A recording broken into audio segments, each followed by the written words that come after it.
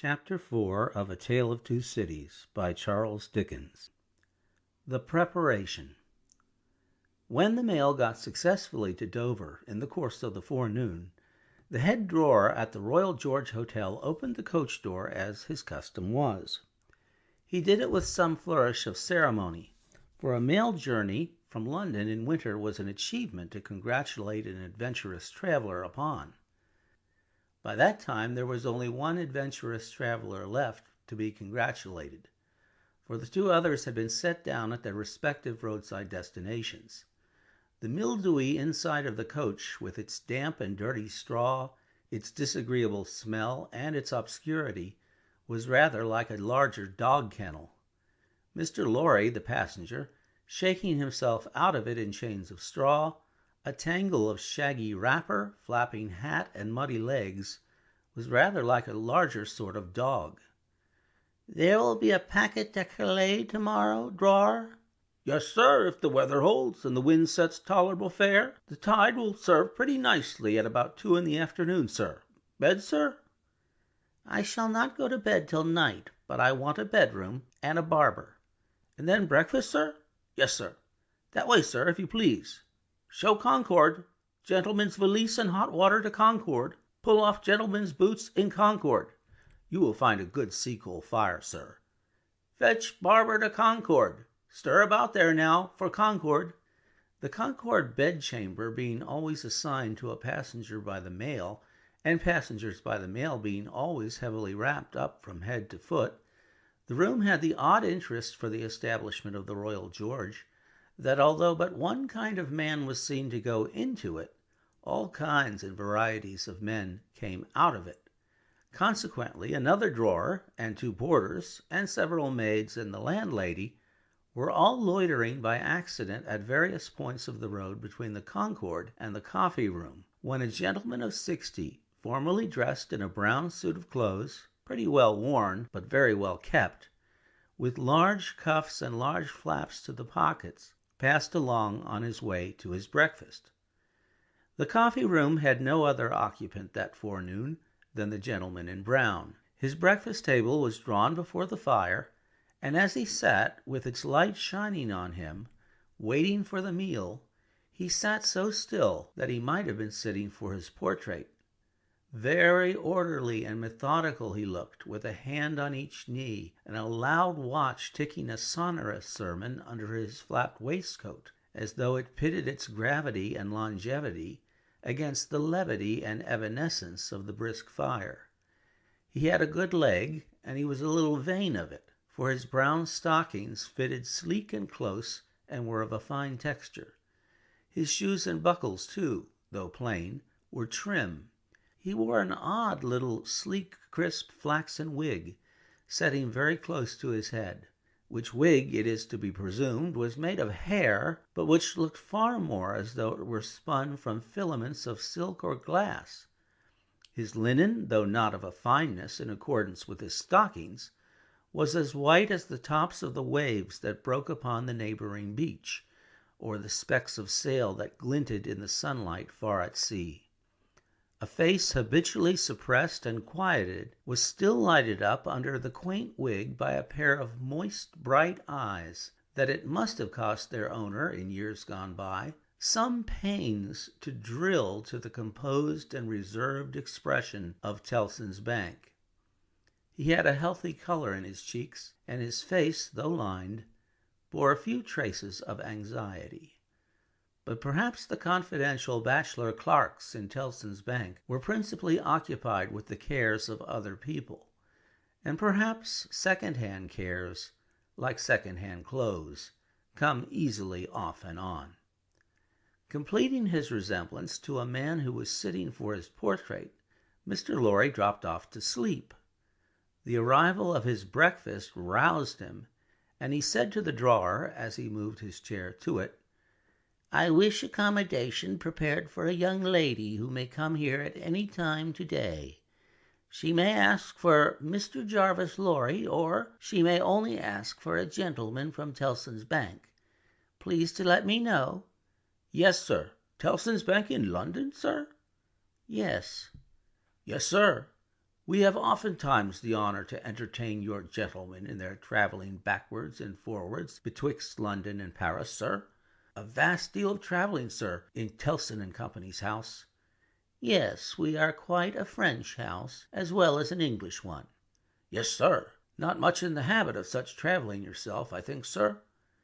Not of late years. It is 15 years since I came last from France. Indeed, sir. That was before my time here, sir. Before our people's time here, sir. The George was in other hands at that time, sir. I believe so. But I would hold a pretty wager, sir, that a house like Tellson and Company was flourishing a matter of 50, not to speak of 15 years ago. You might treble that and say 150, yet not be far from the truth. Indeed, sir. Rounding his mouth and both his eyes as he stepped backward from the table, the waiter shifted his napkin from his right arm to his left, dropped into a comfortable attitude, and stood surveying the guest while he ate and drank, as from an observatory or watchtower, according to the immemorial usage of waiters in all ages. When Mr. Lorry had finished his breakfast, he went out for a stroll on the beach. The little narrow, crooked town of Dover hid itself away from the beach and ran its head into the chalk cliffs like a marine ostrich. The beach was a desert of heaps of sea and stones tumbling wildly about, and the sea did what it liked, and what it liked was destruction. It thundered at the town, and thundered at the cliffs, and brought the coast down madly. The air among the houses was of so strong a piscatory flavor that one might have supposed sick fish went up to be dipped in it, as sick people went down to be dipped in the sea. A little fishing was done in the port, and a quantity of strolling about by night and looking seaward, particularly at those times when the tide made and was near flood. Small tradesmen, who did no business whatever, sometimes unaccountably realized large fortunes, and it was remarkable that nobody in the neighborhood could endure a lamplighter. As the day declined into the afternoon, and the air, which had been at intervals clear enough to allow the French coast to be seen, became again charged with mist and vapor, Mr. Lorry's thoughts seemed to cloud too. When it was dark and he sat before the coffee-room fire, awaiting his dinner as he had awaited his breakfast, his mind was busily digging in the live red coals. A bottle of good claret after dinner does a digger in the red coals no harm, otherwise than as it has a tendency to throw him out of work. Mr. Lorry had been idle a long time, and had just poured out his last glassful of wine with as complete an appearance of satisfaction as is ever to be found in an elderly gentleman of a fresh complexion who has got to the end of a bottle, when a rattling of wheels came up the narrow street and rumbled into the inn-yard. He set down his glass untouched. "This is Mademoiselle," said he.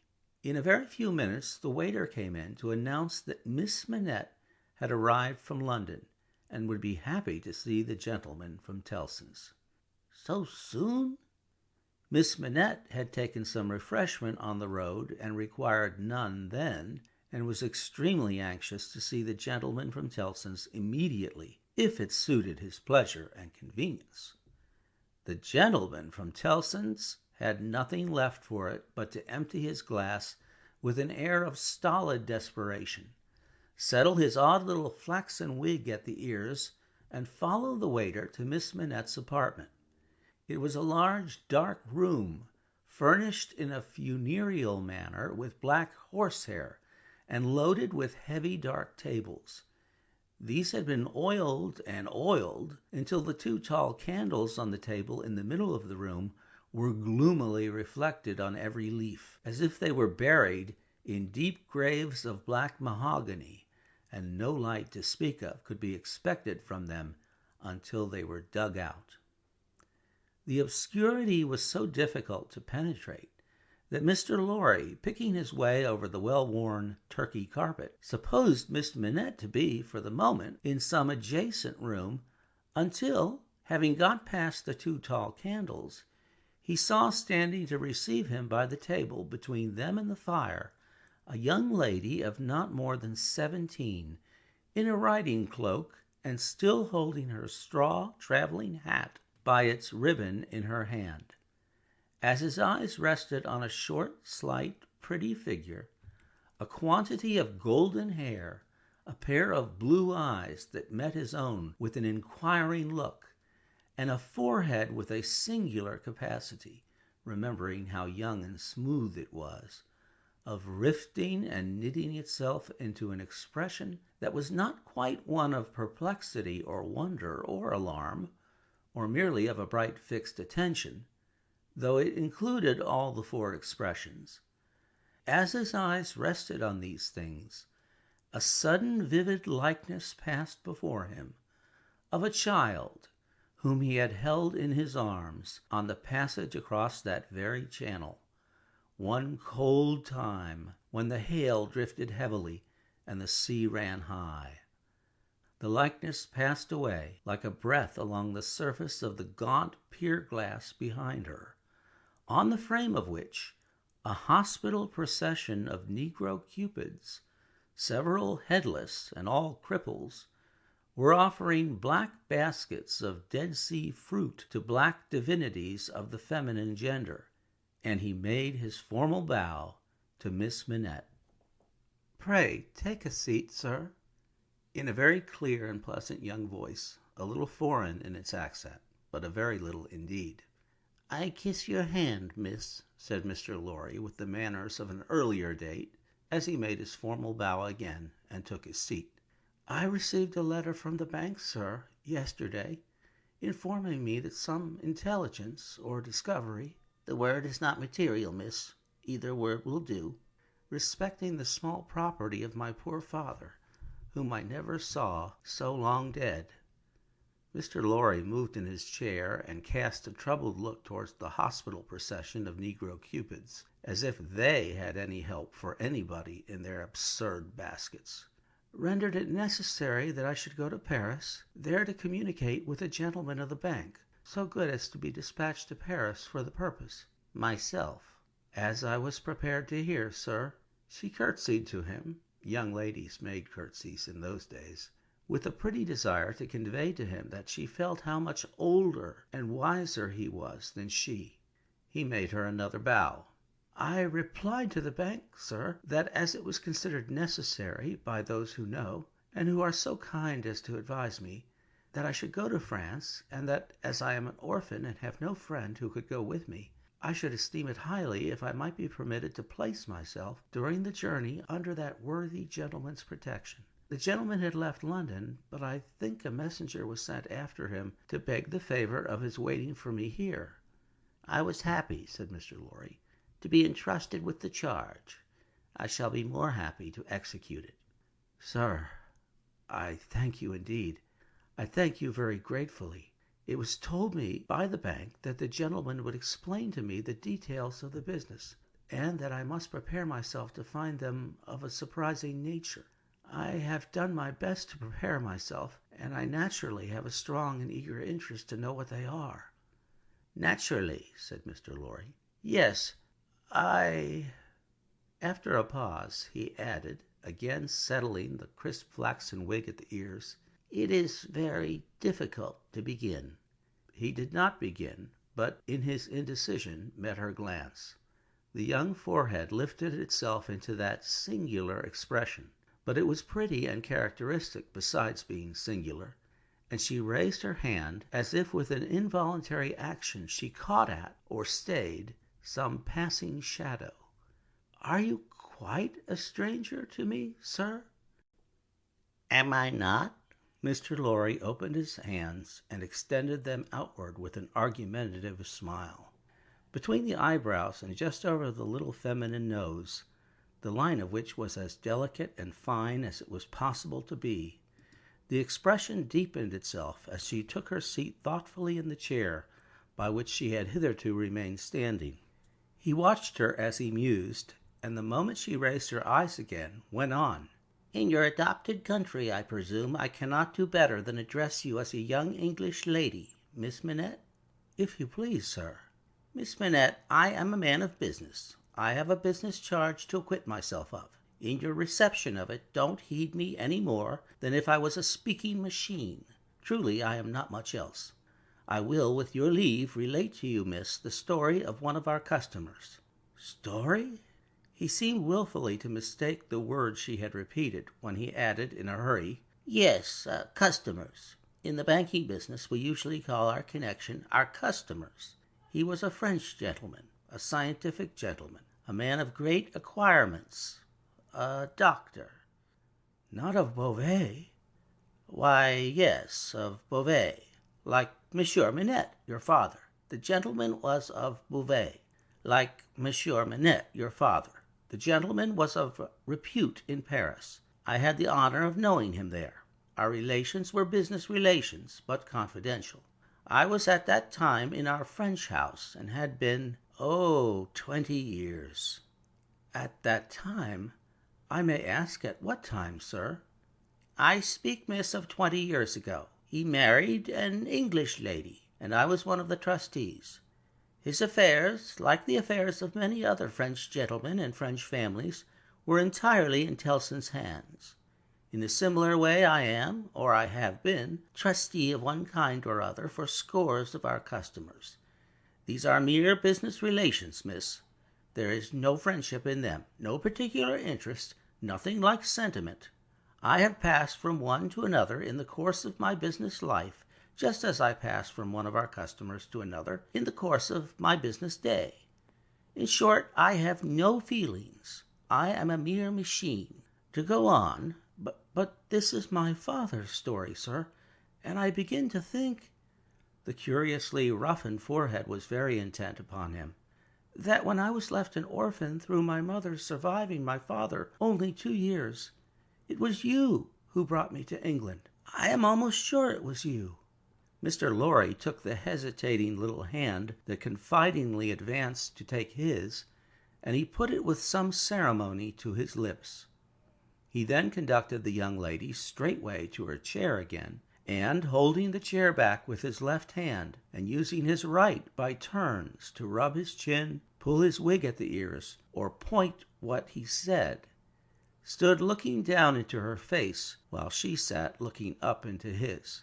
"Miss Manette, it was I, and you will see how truly I spoke of myself just now in saying I had no feelings, and that all the relations I hold with my fellow creatures are mere business relations, when you reflect that I have never seen you since.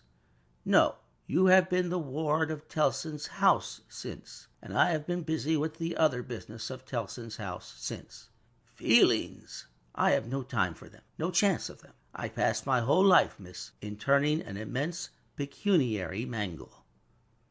After this odd description of his daily routine of employment, Mr. Lorry flattened his flaxen wig upon his head with both hands, which was most unnecessary, for nothing could be flatter than its shining surface was before, and resumed his former attitude.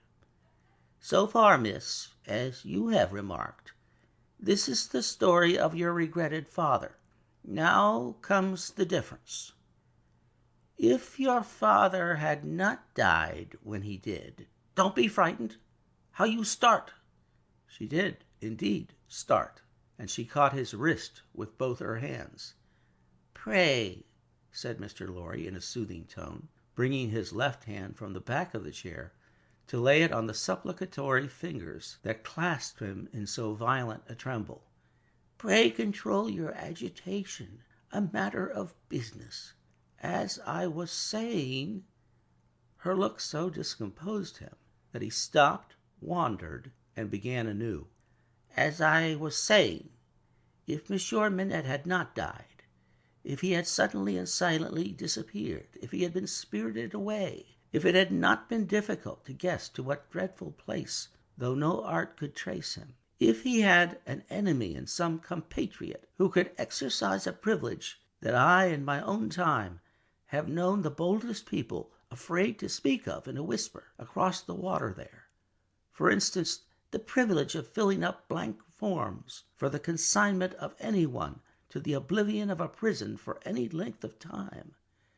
If his wife had implored the king, the queen, the court, the clergy, for any tidings of him, and all quite in vain, then the history of your father would have been the history of this unfortunate gentleman, the Doctor of Beauvais. I entreat you to tell me more, sir. I will. I am going to. You can bear it? I can bear anything but the uncertainty you leave me in at this moment. You speak collectedly, and you are collected. That's good. Though his manner was less satisfied than his words. A matter of business. Regard it as a matter of business. Business that must be done. Now, if this doctor's wife, though a lady of great courage and spirit, had suffered so intensely from this cause before her little child was born. The little child was a daughter, sir? A daughter. A matter of business. Don't be distressed. Miss, if the poor lady had suffered so intensely before her little child was born that she came to the determination of sparing the poor child the inheritance of any part of the agony she had known the pains of, by rearing her in the belief that her father was dead. No, don't kneel. In heaven's name, why should you kneel to me? For the truth. Oh, dear, good, compassionate sir, for the truth. A matter of business. You confuse me, and how can I transact business if I am confused? Let us be clear-headed.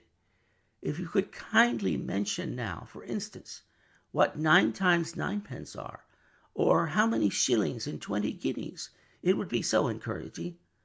I should be so much more at my ease about your state of mind. Without directly answering to this appeal, she sat so still when he had very gently raised her, and the hands that had not ceased to clasp his wrists were so much more steady than they had been, that she communicated some reassurance to Mr. Jarvis Lorry. That's right. Courage. Business. You have business before you. Useful business. Miss Manette, your mother took this course with you, and when she died, I believe broken-hearted, having never slackened her unavailing search for your father, she left you at 2 years old to grow to be blooming, beautiful, and happy, without the dark cloud upon you of living in uncertainty whether your father soon wore his heart out in prison or wasted there through many lingering years. As he said the words, he looked down with an admiring pity on the flowing golden hair, as if he pictured to himself that it might have been already tinged with gray. You know that your parents had no great possession, and that what they had was secured to your mother and to you. There has been no new discovery of money or of any other property, but he felt his wrist held closer, and he stopped. The expression in the forehead, which had so particularly attracted his notice, and which was now immovable, had deepened into one of pain and horror. But he has been found. He is alive. Greatly changed. It is too probable. Almost a wreck, it is possible, though we will hope the best. Still alive. Your father has been taken to the house of an old servant in Paris, and we are going there. I, to identify him if I can. You, to restore him to life, love, duty, rest, comfort. A shiver ran through her frame, and from it through his. She said in a low, distinct, awe-stricken voice, as if she were saying it in a dream, I am going to see his ghost. It will be his ghost, not him. Mr. Lorry quietly chafed the hand that held his arm. There. See now. The best and the worst are known to you now.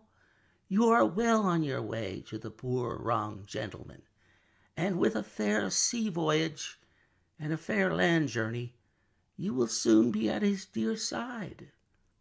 She repeated in the same tone, sunk to a whisper, "I have been free, I have been happy, yet his ghost has never haunted me." "Only one thing more," said Mr. Lorry, laying stress upon it as a wholesome means of enforcing her attention. "He has been found under another name. His own, long forgotten or long concealed. It would be worse than useless now to inquire which. Worse than useless to seek to know whether he has been for years overlooked or always designedly held prisoner. It would be worse than useless now to make any inquiries, because it would be too dangerous. Better not to mention the subject anywhere or in any way, and to remove him, for a while at all events, out of France. Even I, safe as an Englishman, and even Tellson's, important as they are to French credit, avoid all naming of the matter. I carry about me not a scrap of writing openly referring to it. This is a secret service altogether. My credentials, entries, and memoranda are all comprehended in the one line, 'recalled to life,' which may mean anything. But what is the matter? She doesn't notice a word. Miss Manette." Perfectly still and silent, and not even fallen back in her chair, she sat under his hand, utterly insensible, with her eyes open and fixed upon him, and with that last expression looking as if it were carved or branded into her forehead. So close was her hold upon his arm that he feared to detach himself lest he should hurt her. Therefore he called out loudly for assistance without moving.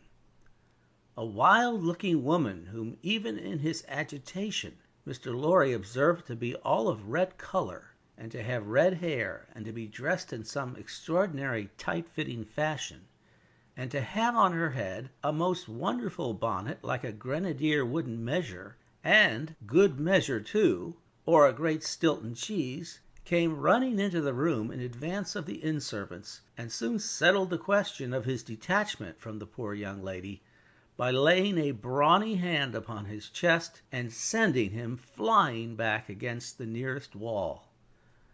"I really think this must be a man," was Mr. Lorry's breathless reflection, simultaneously with his coming against the wall.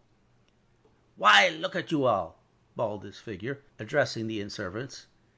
"Why don't you go and fetch things instead of standing there staring at me? I am not so much to look at, am I? Why don't you go and fetch things? I'll let you know if you don't bring smelling salts, cold water, and vinegar quick, I will." There was an immediate dispersal for these restoratives, and she softly laid the patient on a sofa, and tended her with great skill and gentleness, calling her "my precious" and "my bird," and spreading her golden hair aside over her shoulders with great pride and care. "And you in brown," she said indignantly, turning to Mr. Lorry, "couldn't you tell her what you had to tell her without frightening her to death? Look at her, with her pretty pale face and her cold hands. Do you call that being a banker?" Mr. Lorry was so exceedingly disconcerted by a question so hard to answer that he could only look on at a distance with much feebler sympathy and humility, while the strong woman, having banished the inn-servants under the mysterious penalty of letting them know something not mentioned if they stayed there, staring, recovered her charge by a regular series of gradations, and coaxed her to lay her drooping head upon her shoulder. "I hope she will do well now," said Mr. Lorry. "No thanks to you and Brown if she does." "My darling pretty." "I hope," said Mr. Lorry, after another pause of feeble sympathy and humility, "that you accompany Miss Manette to France?" "A likely thing, too," replied the strong woman. "If it was ever intended that I should go across salt water, do you suppose Providence would have cast my lot on an island?" This being another question hard to answer, Mr. Jarvis Lorry withdrew to consider it. End of chapter 4.